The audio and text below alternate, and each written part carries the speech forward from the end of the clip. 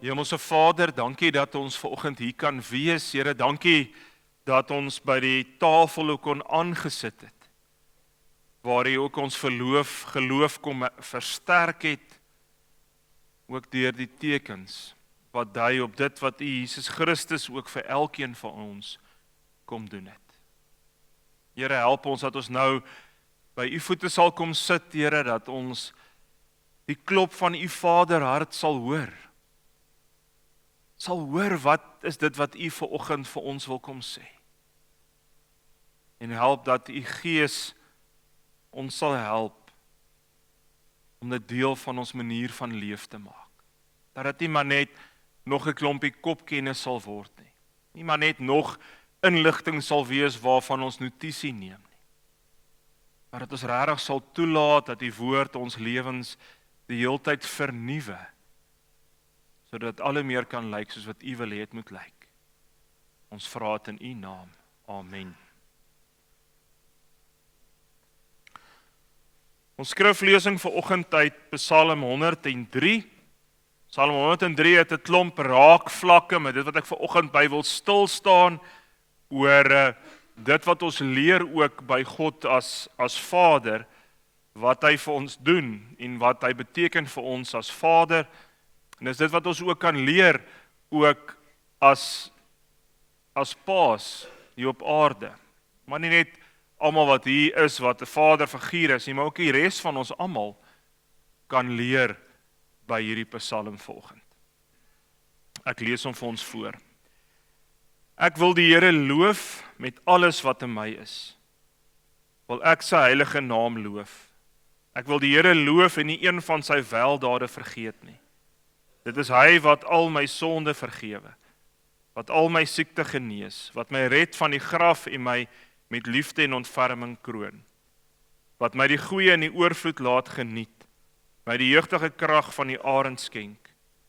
Die Here laat geregtigheid en reg geskied aan almal wat verdruk word.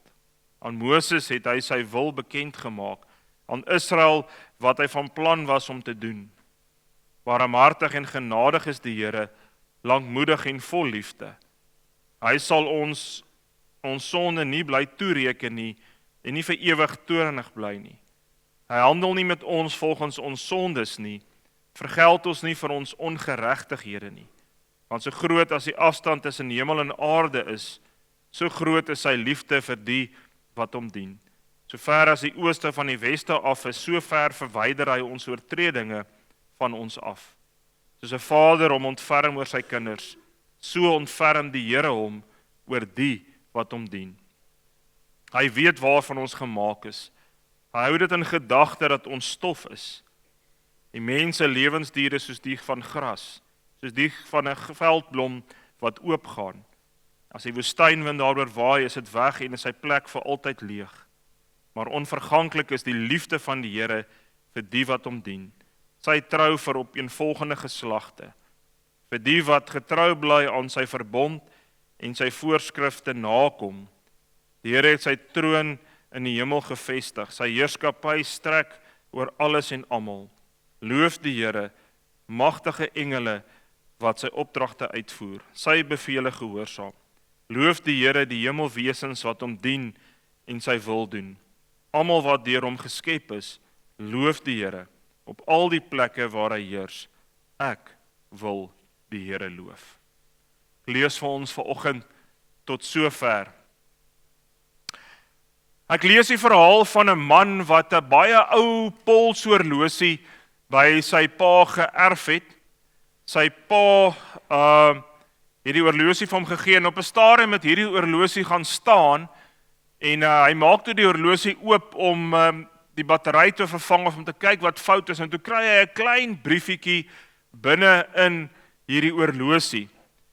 En op die briefie staan toe die volgende woorde: Die belangrikste werk na my bekering is: Here, help my om my kinders te wys hoe om U lief te hê.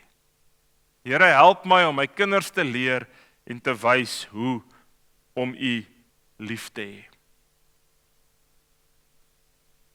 Die seun het later gesê dat sy pa het nie vir hom 'n groot erfporsie agtergelaat nie, hulle was maar arm gewees. Maar hierdie boodskap wat op daai papiertjie gestaan het, het sy pa uitgeleef. En hy het gesê, maar dit was 'n baie groter erfporsie, die feit dat sy pa hom geleer het en vir hom gewys het hoe om die Here lief te hê, was van baie meer waarde gewees as enige materiële goed wat sy pa kon agtergelaat het. Vandag is dit Vadersdag en ons sit hier met verskillende emosies. Party sit hier so en jou pa leef nog, party sit hier en jou pa sit saam met jou hier vanoggend. Anders sit hier en sê, maar my pa leef nie meer nie. En anders sit partykeer met 'n klomp worstelinge, want dalk het jy nie sulke goeie verhouding met jou pa gehad nie, of het jy nie dalk 'n goeie verhouding met jou pa nie. En worstel jy met 'n klompie goed, en anders se seer sit dalk nog vlak oor 'n pa wat onlangs nie meer hier is nie en onlangs na die Here toe gegaan het. En daar's so baie opinies in die wêreld oor hoe lyk 'n goeie pa, né? Daar's soveel boeke al geskryf en veral hierdie tyd van die jaar sien ek oral op sosiale media is daar allerhande goed oor weet wat maak van 'n pa 'n goeie pa en hoe lyk 'n goeie pa en natuurlik al die voorstelle van koop hierdie goed nou vir jou pa as 'n geskenk. En dan wonder ou partykeer maar wat maak van 'n pa dan 'n goeie pa? Wat maak dat 'n vader 'n goeie vader is? En ek dink ons wil nie kyk na dit wat die wêreld sê nie. Ons wil kyk na dit wat die Bybel ons kom leer.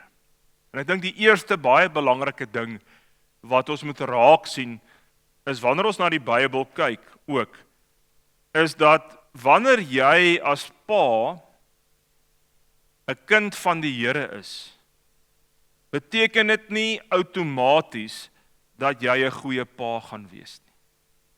As jy die Here dien, beteken dit nie dat jy outomaties gaan kinders hê wat ook die Here gaan dien en die Here gaan volg en gaan lief wees vir die Here nie. En ek dink dis baie keer die fout wat ons maak as gelowiges. Ons aanvaar as vanselfsprekend, ek dien die Here, so omdat ek die Here dien, nou sal ek 'n goeie pa wees. Maar dis nie iets wat net noodwendig spontaan gebeur nie. Dis iets wat ons doelbewuste keuse voor moet maak. En ons sien in die Bybel voorbeelde juis van dit wat ek nou sê. As ons gaan kyk na Dawid, Dawid is deur die Here gekies as koning, Dawid is gesalf as koning, maar dan weet ons, as ons gaan kyk na die verhaal van Dawid, was Dawid nie noodwendig so goeie pa gewees nie. Het Dawid nie noodwendig sy kinders reg groot gemaak en hulle reg gedissiplineer soos hy moes nie. En dan dink ons spesifiek aan sy seuns Amnon en sy seun Absalom, wat baie ernstige familietragedies veroorsaak het, omdat hulle verkeerd opgetree het en nie geleef het en nie gekies het om te leef soos wat die Here leef het. So alhoewel Dawid hierdie godsman was hy nie altyd 'n goeie pa gewees en altyd 'n goeie pa figuur noodwendig. Ons sien dit met die priester Eli. Die priester Eli wat 'n goeie pa figuur was vir Samuel, wat nie sy eie kind was nie, maar vir sy eie kinders, sy eie seuns, was hy nie 'n goeie pa figuur nie. Hy het hulle aangespreek, hulle was ook priesters, Eli was priester, moontlik hoëpriester, en hy het sy seuns aangespreek as hulle fouteer het, maar hy het nie daadwerklik teenoor hulle opgetree nie. En dan weet ons dat sy twee seuns ook het dan skade aan sy familie se reputasie gedoen en weier nog het eintlik veroorsaak dat die volk nie meer God geëer het soos hulle moes nie. Maar Eli was tog priester, hy was God se man. Maar sy seuns volg nie in sy voetspore nie.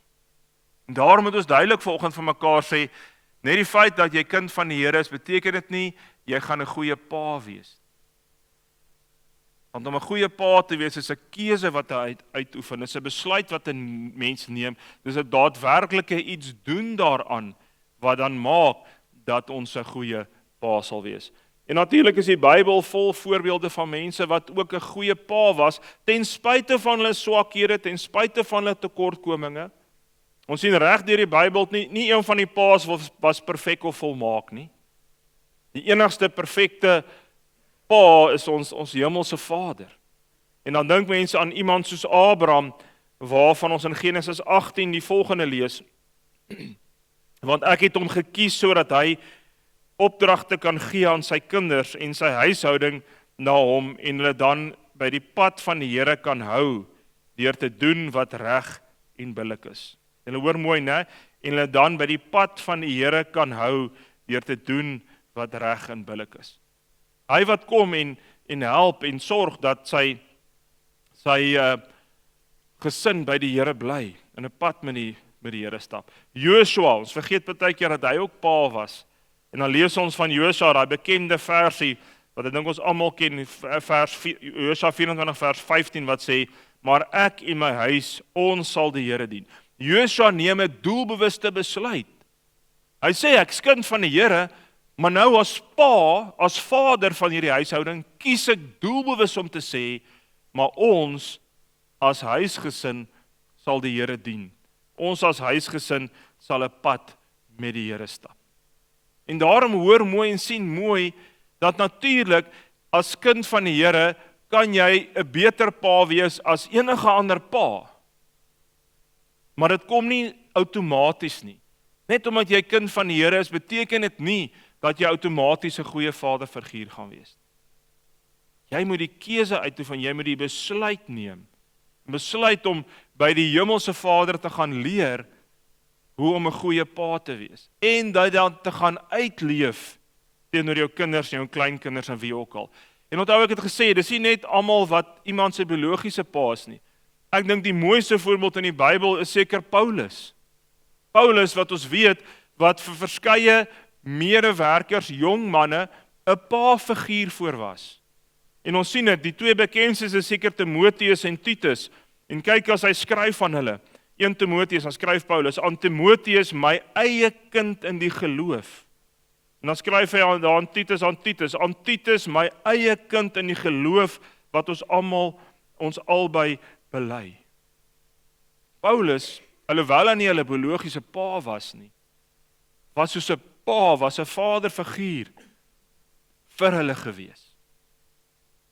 En hy stel eintlik 'n mooi voorbeeld as mens gaan lees bietjie deur Timoteus en Titus hoe hy vir hulle leer en riglyne gee en hulle verder help. En dan sien mens hy kom al 'n lang pad met hulle. As jy daai briewe lees, dan sien mens dis nie maar net die briewe nie. Hy het 'n lang pad met hulle gestap. Maar wat doen hy? Hy leer hulle van die Here. Hy leer hulle van die Here se beginsels. Hy leer hulle van die waardes wat die Here wil hê hulle moet gaan uitleef. Want dis die belangrikste goed wat moet gebeur en wat ons moet doen. En daarom kan ons vanoggend elkeen wat iewers 'n vaderfiguur rol inneem, maar almal van ons ook, kan gaan leer by God die Vader en gaan leer maar hoe hy pa is en hoe die Here wil hê dat ek en jy dan moet 'n vaderfiguur wees op grond van God wat die perfekte Vader is. Want hy is die enigste een wat die perfekte Vader vir my en jou is. En daarom moet ek en jy die keuse uitoefen om te sê, maar kom ons gaan leer by God. Ja, God is perfek en volmaak. Ek sal nooit soos God die Vader kan wees nie. Maar kom ons gaan leer by die manier hoe God met ons werk. Kom ons gaan leer, gaan kyk, maar hoe lyk God se karakter? Wat is God se karaktereienskappe en hoe kan ons daai eienskappe ook deel van ons eie maak, sodat ons dit kan gaan uitleef, ook teenoor almal vir wie ons dan 'n vaderfiguur is. En ek wil net kortliks so by 'n paar van hulle stil staan wat ek raak gelees het en klomp van hulle sien 'n ou raak as jy mooi gaan lees in Psalm 103 ook. En ek dink natuurlik die heel eerste een is onvoorwaardelike liefde. En ek dink dis so belangrik dat ons sal gaan en sê, maar ek moet so lief hê dat ek onvoorwaardelik sal lief hê. En dis baie keer vir ons as mans soms 'n moeilike een, omdat ons probeer ons kinders motiveer en ons probeer ons kinders aanmoedig om beter te doen. En dan soms as ons dit te veel doen, dan kan dit gebeur dat ons kinders begin beleef, maar pa het my net lief wanneer ek goed presteer. Pa het my net lief wanneer dit goed akademies gaan of goed op sportgebied gaan en so meer. En ons moet raak sien en besef, maar die hemelse Vader het vir my en jou onvoorwaardelik lief. Maak nie saak hoe goed ons doen nie, maak nie saak hoeveel keer ons hom teleurstel nie, maak nie saak hoeveel keer ons fouteer en sonde doen nie, die hemelse Vader bly vir ons lief, met 'n onvoorwaardelike liefde. En dit moet ons leer by ons hemelse Vader. Om vir almal vir wie ek en jy 'n vaderfiguur is, onvoorwaardelik lief te hê. Beteken nie jy keer goed as hulle verkeerd optree nie. Beteken nie jy sê dis reg as hulle verkeerde goeders doen nie. Maar dit bepaal nie jou liefde vir hulle nie. Jy bly onvoorwaardelik lief. En daarom het ons nodig om gereeld vir ons kinders te sê dat ons hulle lief het. Gereeld daaraan te herinner. Dit help nie net ons sê vir hulle, ons is lief vir hulle wanneer hulle iets goed doen of iets positiefs doen nie. Juis wanneer hulle verkeerd optree, juis wanneer hulle nie optree soos hulle moet nie, juis dan moet ons aan hulle bevestig dat ons hulle steeds lief het. Volgende een is dat ons sal versorg en voorsien, want dis wat ons hemelse Vader doen. Ons hemelse Vader versorg en voorsien, en nou is dit baie keer moeilik vir baie mense wat 'n vaderfiguur is, want ons leef in 'n wêreld soms waar mans baie keer hulle werke verloor, en dan sit vir hulle groot uitdaging, want hulle voel hulle kan nie hierdie rol vervul nie. Maar dan verstaan ons dit dalk bietjie verkeerd, want om finansiëel te versorg en te voorsien is maar een deeltjie van wat dit beteken. Die versorg en voorsien lê baie wyer. Dit gaan al ook om te versorg en te voorsien in hulle behoeftes aan liefde, hulle behoeftes aan nabyheid, hulle behoeftes om aanvaar te word, hulle behoeftes om erken te word, al daai ander goed, hulle behoefte om te leer van die Here. Dis ook klomp van die behoeftes waarin ons moet versorg en waarin ons moet voorsien. Gaan nie net oor finansiële versorging en voorsien nie. Ja, dis een van die aspekte, en soms is dit moeilik vir ons in die lewe waarin ons leef, moet daarom nie net vaskyk in daai een aspek. Dan 'n volgende een wat ons kan leer is gee leiding en onderrig. En ek dink dis soms ook een wat ons soms baie keer 'n bietjie naalaat. Ons leef in 'n besige wêreld, ons is baie aan die gang en besig, en ons kry nie tyd om altyd met ons kinders te spandeer nie, maar ons moet juist tyd met ons kinders spandeer, juist sodat ons vir hulle kan leiding gee, hulle kan onderrig, hulle kan leer, maar hoe wil die Here hê moet ek en jy leef? Wat is die pad wat die Here wil hê ek en jy moet opgaan ook? En dan belangrik, as dit gaan oor leiding en onderrig, weet ons dat die voorbeeld wat ons stel, is baie belangrik. Help nie net, jy leer jou kinders om lief te wees vir die Here, jy leer jou kinders die regte beginsels, die regte waardes, maar jy self leef dit nie uit nie. Want kinders kyk eerder na jou voorbeeld voordat hulle gaan luister na jou woorde. Hulle gaan eerder jou voorbeeld volg as wat hulle na jou woorde gaan luister as jou voorbeeld iets anders. En daarom is ons as mans, as paas, moet ook die regte leiding gee, die regte onderrig. En hierdie onderrig gaan nou nie oor akademiese onderrig. Hierdie gaan oor lewensonderrig. Onderrig soos wat Paulus vir Timoteus en Titus gegee het, om hulle te leer van die Here en te leer van die lewe, oor hoe ons die dinge in die lewe moet hanteer. En dan 'n ander een, wat ek self weet, ek self in my eie lewe baie aan moes werk, is geduld. Ons kan baie keer so maklik ongeduldig raak met ons kinders. Ons kan so maklik, weens al die opgekropte spanning van werk en al die ander goed, dan baie keer ongeduldig teenoor hulle optree. Maar baie keer besef ons nie dat ons baie keer vir hulle die geleentheid ontneem om te kan groei en te ontwikkel wanneer ek en jy ongeduldig is. Ons raak baie keer ongeduldig omdat hulle nie iets reg kry nie, en dan wil ons te vinnig inspring en oorvat by hulle, want jy kan dit tog beter as hulle doen. Maar dan vergeet ons was ook eendag klein en jonk, en ons paas moes ook maar met ons geduld gehad het en ons gelos het, dat ons sukkel en dalk langer vat en dalk nie die goed so effektief doen soos jy kon nie, maar dis hoe 'n kind leer. En daarom moet ons as paas dit leer, want dis wat die hemelse Vader ook doen. Die hemelse Vader gee nie vir ons goed om te doen hier op aarde, en dan wanneer ons te veel sukkel, dan vat hy dit weg by ons en sê, nee, ek gee dit nou vir iemand anders nie. Gaan kyk maar in die Bybel, gaan kyk maar na ouens soos Moses wat die Here geroep het, wat al hierdie verskonings gehad het, gesê, maar ek kan nie goed praat, en ek sê eintlik, en dan sê die Here, maar ek het vir jou die opdrag gegee, ek het jou voorberei, ek wil jou gebruik. Ek gaan nie omdat jy nou sukkel en stoei met goed, dit net van jou af wegvat nie, want jy moet kan groei, jy moet kan ontwikkel. En daarom moet ons as vaders ook dit doen, ons moet leer om meer geduldig te wees met ons kinders, juist sodat hulle kan groei en kan ontwikkel, en geleenthede te kry om met soms die gestoei en die gesukkel te kan leer hoe om goed reg te kry. Dan sien ons by ons Hemelse Vader groot stuk van genade en vergifnis. En dit is nodig dat ons sal leef met genade en vergifnis. Dat ons meer genadig sal wees teenoor die mense om ons, meer met genade sal leef teenoor ons kinders, ons vrouens, en dan ook natuurlik met vergifnis. So het jy gelees in Psalm 103, waar die Here sê, maar hy vergewe al ons oortreding, hy vergewe al ons sonde wat ons doen. Dis wat 'n pa ook doen wat na aan die Here se hart leef. Hy vergewe sy kinders vir die foute wat hulle doen, vergewe sy vir kinders wat hulle nie altyd reg optree nie.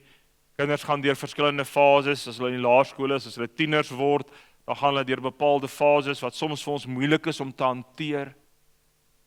Maar want ons besef, ons is die volwassenes, ons is reeds daardeur, en daarom moet ek met genade teenoor hulle leef, en met vergifnis en vergewe al die kere wat hulle fouteer en goed verkeerd doen. En natuurlik belangrik, dan leer ons by die Here dat God is regverdig en betroubaar. En dit is so belangrik dat ons as vaders ook dit by die Here sal leer. Dat wanneer ons leef, ons met 'n stuk regverdigheid sal leef en 'n stuk betroubaarheid. As kinders kan weet, hulle kan staat maak op ons wat ons is betroubaar, ons doen wat ons sê. Ons sê nie die een ding en doen iets anders nie. En dat ons regverdig optree in die lewe, hulle regverdig hanteer as daar meer as een kind is. Maar ook in ons normale handel in hierdie wêreld, dat ons dit sal doen op 'n regverdige manier en op 'n betroubare manier, dat mense op ons kan vertrou. Want dis die voorbeeld wat die Vader vir ons stel. En dan belangrik dat ons sal moedig aanhou en bou. Nou, daar's 'n tikfout. So hulle sal aanmoedig, die woordjie aan het uitgeval, hulle sal aanmoedig en bou, en opbou aan hulle. Dit is so belangrik dat ons dit sal doen. Ons lees in Kolossense 3 vers 21, Vaders, moenie gedurig by julle kinders fout soek nie. En as mens na die Hebreëse woord die Griekse woordjie gaan kyk, dan kan dit verskillend vertaal word. Dit kan vertaal word met moenie hulle tart nie, moenie laat hulle so hanteer dat hulle verbitterd raak nie, moenie te veel hulle uitdaag of te veel druk op hulle plaas nie, moenie te veel fout soek by hulle. En so die woordjie is eintlik baie meer omskrywend as die 1 of 2 vertalings wat dit verskillend vertaal. En daai woordjie kom sê vir my en jou, ons, die Here op die aarde ook gesit, sodat ons kinders kan aanmoedig, dat ons kinders kan opbou, dat hulle kan leer by ons. En ons moet waak daarteen, dat ons die heeltyd so streng met hulle is, en die heeltyd so streng toepas, dat ons op 'n dag meer afbreek doen, en maak dat hulle moedeloos begin raak. Want dit kan maklik gebeur. En baie keer het ons die beste van bedoelinge, maar as ons te streng is en te veel aanhoudend raas oor goed, dan maak dit dat ons kinders begin moedeloos raak, dan maak dit dat ons kinders wegdryf van ons af. Daarom het ons die Here se wysheid nodig om te weet, dat ons dit so sal hanteer, dat ons hulle sal aanmoedig, dat ons sal opbou aan hulle. Net soos wat die Here Jesus Christus aan my en jou se lewens bou. Net soos dat hy ons ook help om die beste te wees wat ons kan wees. Want die Here het vir ons elkeen die wonderlikste potensiaal in ons ingeskape. En wat doen die Hemelse Vader? Hy help my en jou om daai potensiaal te ontwikkel en te groei, om al hoe meer te word wat ons reeds in Christus is. En ons as vaderfigure, as vaders, as paas, moet ook die Here help om die beste in ons kinders na vore te bring. Deur te bou aan hulle en te help dat hulle kan groei, soos wat die Here wil hê hulle moet groei.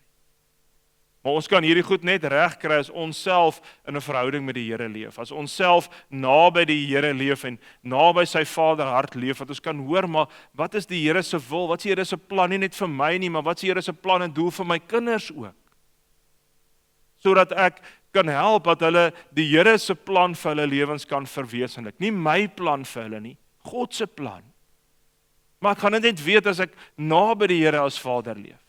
Self by hom hoor en self beleef hoe God Vader vir my is. En dit dan gaan toepas op my eie kinders. Want wie is God die Vader? Hy's liefdevol, hy's geduldig, hy gee leiding, Wanneer die Here dissipline toepas, is dit altyd uit liefde uit. God is altyd regverdig, hy versorg, hy vergewe, hy is getrou, hy bemoedig ons en so sal ons kan aangaan. Daar is so baie aspekte van God die Vader. Daarom as ek en jy 'n effektief pa wil wees, wat moet ons doen? Ons moet ook weer opnuut besef dat ek en jy moet leiding gee op 'n geestelike vlak in ons gesinne. En dit sien ons, roep die Bybel ons om te doen. Dit sê die Here vir ons moet ons doen. Ons moet geestelike leiding gee vir ons gesin. Ons moet bid vir ons kinders en saam met hulle bid. Hulle moet kan sien dat ek en jy erns maak met ons geestelike lewe. Ons moet daai voorbeeld stel. Ons moet saam met hulle Bybel lees. Ons moet vir hulle wys hoe lyk ware liefde. Ons moet ook nederig genoeg kan wees om ons eie foute te erken wanneer ons tekort skiet. Want nie een van ons wat hier so sit is perfek en volmaak nie. En dis wat die Here ook nie van my en jou vra nie. Ons kry so baie keer die idee, as ons al hierdie ander boeke gaan lees oor goeie vader wees en die regte pa wees en so, dan kry ons baie keer die idee, maar daar word van my en jou verwag om perfek en volmaak te wees, wat ons nie kan wees. En dis nie wat die Here kom sê nie. Die Here kom sê, maar wees 'n pa wat naby aan my leef. Wees 'n pa wat my liefde gaan uitleef teenoor jou kinders. Wees 'n pa wat groei en ontwikkel soos jy by my leer en dra dit oor aan jou kinders. En dan sê jy 'n pa wat leef soos wat die Here wil hê jy moet leef. Ek sluit af met 'n laaste verhaaltjie wat ek van gelees het. Ek lees vir 'n verhaal van 'n baie ryk sakeman en op 'n stadium is hy oorlede en sy kinders het bymekaar gekom en die dominee gaan besoek hulle om nou reëlings te tref en hulle is so aan die gesels en die predikant dominee vra vir hulle, maar wat onthou julle van julle pa? En hulle sê toe, ons kan nie regtig onthou hoeveel geld hy gemaak het nie, ons weet hy was ryk geweest. Kan nie regtig onthou vir watter besighede hy alles gewerk het en watter besighede hy alles besit het nie. Kan nie regtig onthou al die mooi huise waarin ons gebly het nie. Ons weet ons het in 'n paar mooi huise gebly. Maar die een ding wat hulle sê wat hulle kan onthou wat vir hulle uitgestaan het, is dat in die oggende as hulle opstaan, dan kry hulle pa by die kombuistafel met die Bybel. En as hulle nou 'n bietjie later opgestaan het en hy's vroeër uit die huis, as hulle in die kombuis inkom met sy Bybel oopgelê op die kombuistafel. Hulle sê en dit is wat hulle van hom kon onthou. En jare later toe hy weer in gesprek is met van hulle, toe vertel die een dogter, toe sê sy, maar dis die goed wat haar deurdra wanneer dit swaar gaan in die lewe. Daai herinnering van daai Bybel op die kombuistafel. 'n pa wat naby die Here geleef het, en wanneer dit swaar gaan en sy verlang na hom en gaan swaar in die lewe, dan onthou sy dit. En dit help haar om haar deur te dra en help haar om haar terug te bring na die Here toe. Elke keer wanneer hy sy so 'n bietjie die pad begin byster. Daarom onthou, as jy vanoggend hier is en jy's 'n vaderfiguur, jy hoef nie noodwendig die biologiese pa van iemand te wees nie. Onthou, net omdat jy kind van die Here is, beteken dit nie jy outomaties 'n goeie pa nie. Dis 'n keuse, 'n besluit wat jy moet maak soos Josua om te sê, maar ons gaan die Here dien. Dis 'n keuse en 'n besluit wat jy moet maak om te sê, maar ek wil meer en meer by God die Vader leer, sodat ek dit kan gaan uitleef na my eie kinders. En watter ander kinders ook ek 'n vaderskaprol voor vervul en voorspeel. Mag dit waar wees dat elkeen van ons naby die Here sal leef, dat ons net meer en meer sal leer van die Here se vaderhart. En teenoor ander en mekaar dit sal gaan uitleef. Amen. Hemelse Vader, dankie dat U die perfekte Vader is, dat U die Vader is